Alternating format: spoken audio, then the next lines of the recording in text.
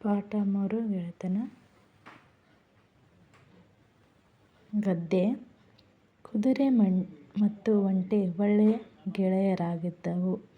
ಒಂದೇ ಕಡೆ ವಾಸಿಸುತ್ತಿದ್ದವು. ಜೊತೆಯಾಗಿ ಆಹಾರ ಹುಡುಕಿ ತಿನ್ನುತ್ತಿದ್ದವು. ಒಮ್ಮೆ ಕುದುರೆಗೆ ಒಂದು ಆಲೋಚನೆ ಬಂದಿತು.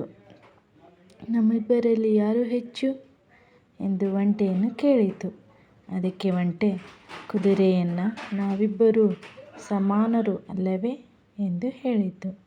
ಆ ಮಾತಿನಿಂದ ಕುದುರೆಗೆ ಸಮಾಧಾನವಾಗಲಿಲ್ಲ.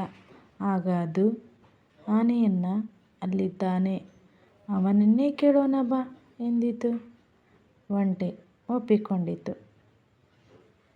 ಅವು ಆನೆಯ ಬಳಿಗೆ ಹೋದವು.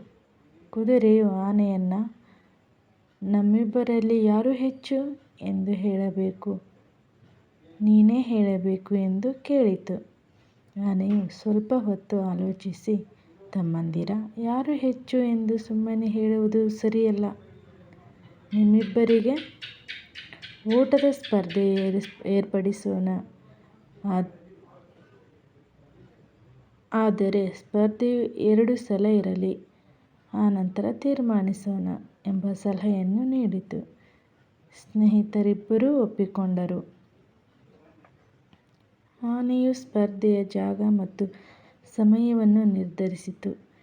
ನೀವು ಈ ಬೇವಿನ ಮರದಿಂದ ಆರಂಭಿಸಿ ಆ ಕೊಳದವರೆಗೆ ಓಡಿ, ನಾನು ಕೊಳದ ಹತ್ತಿರ ಇರುತ್ತೇನೆ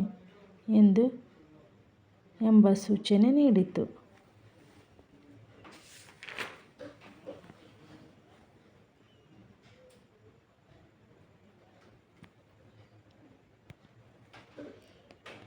ಆನೆಯು ಅಲ್ಲಿಗೆ ಹೋಯಿತು.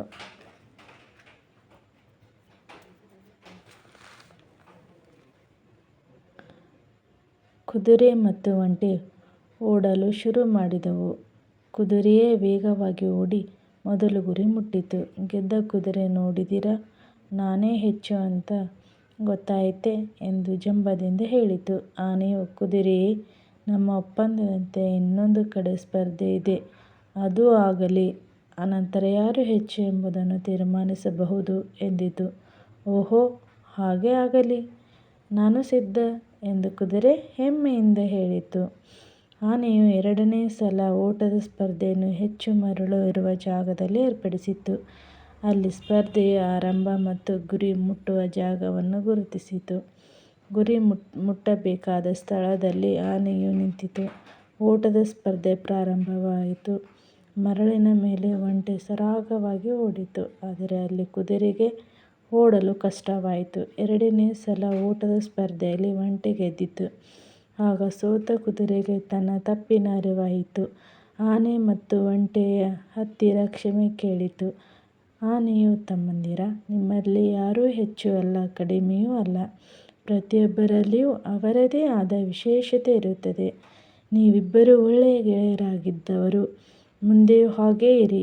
ಗೆಳೆತನದ ಆನಂದವನ್ನು ಹಂಚಿಕೊಂಡು ಬಾಳಿರಿ ಎಂದು ಹೇಳಿತು. ಕುದುರೆ ಮತ್ತು ಒಂಟೆ ಆನೆಗೆ ಧನ್ಯವಾದ ತಿಳಿಸಿದವು. ಎಂದಿನಂತೆ ಗೆಳೆಯರಾಗಿ ಖುಷಿಯಾಗಿ ಇದ್ದವು. ಗೆಳೆತನ ಸಹಬಾಳ್ವೆಗೆ ಸೋಪಾನ.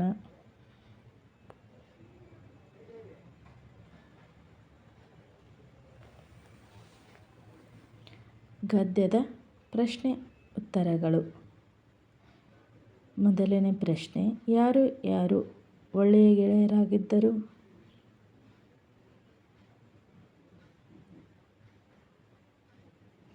ಕುದುರೆ ಮತ್ತು ಒಂಟೆ ಒಳ್ಳೆಯ ಗೆಳೆಯರಾಗಿದ್ದರು.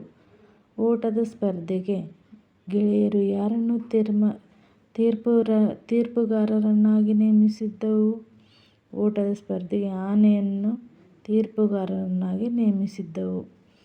ಓಟದ ಸ್ಪರ್ಧೆಯಲ್ಲಿ ಮೊದಲ ಸಲ ಯಾರು ಬೇಗ ಗುರಿ ಮುಟ್ಟಿದರು? ಕುದುರೆ ಗುರಿ ಮುಟ್ಟಿತು. ಆನೆಯು 2ನೇ ಸಲ ಓಟದ ಆಟವನ್ನು ಎಲ್ಲಿ ಏರ್ಪಡಿಸಿತು?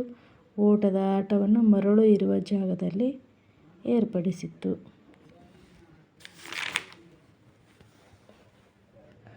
ಈ ಮಾತನ್ನು ಯಾರು ಯಾರಿಗೆ ಹೇಳಿದರು? ನಾವಿಬ್ಬರೂ ಸಮಾನರು ಅಲ್ಲವೇ?